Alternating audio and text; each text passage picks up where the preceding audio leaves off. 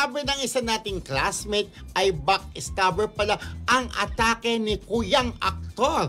Ang nangyari kasi ay puring-puri sa kanya ang isa pang sikat na aktor. Pero pag hindi niya ito kaharap, ay grabe niya naman itong siraan sa iba. Nako, bad yan, ha? Bad talaga yan. Kasi backfighter. Yes, pagkakarap niya yung itong aktor, sikat na aktor, puring-puri niya, di ba?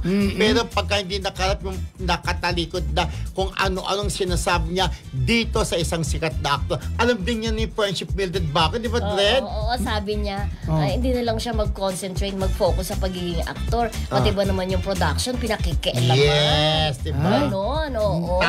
Yun ang Kaya doon ang kinainisan niya, pag aktor ka lang, pati yung mga pagbablockings, pinapasukan niya. Kumbaga, kapwa mo aktor, magkasama kayo sa isang serye, tapos teka, huwag kang mag-act bilang isang director. Hindi ka naman director. Aktor ka lang, isa ka sa cast, di ba? Tapos nagkaganyan-ganyan ka. Pero pagkarap, ay, ang galing-galing mo. Alam mo, pare, ha? Plastikado. Yun, plastikado.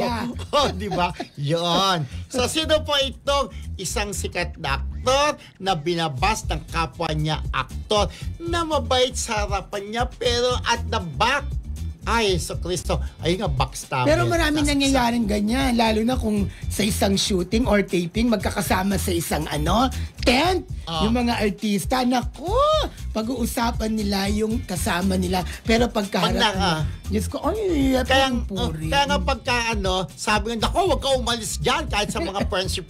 Pagka umalis kayo, kung naman pag-uusapan ka. Okay yung pag-uusapan, lahat naman tayo, may mga kanyang-kanyang topak sa ulo, may mga kapintasan, pero wag lang yung madugo na talaga, ayan, ganun yung masama yung paninira. Okay na parang, may side comment, okay na lang side comment, diba? Okay. Wag lang yung paninira na talaga, just me, so Kristo, wag ganun sana. Diba? So ayun po, hulaan nyo na po kung sino tinutukoy namin, mga classmates, diba? Ate Carmen, hulaan mo yan. Alam mo kung sino yan. Tsaka si Marcelita.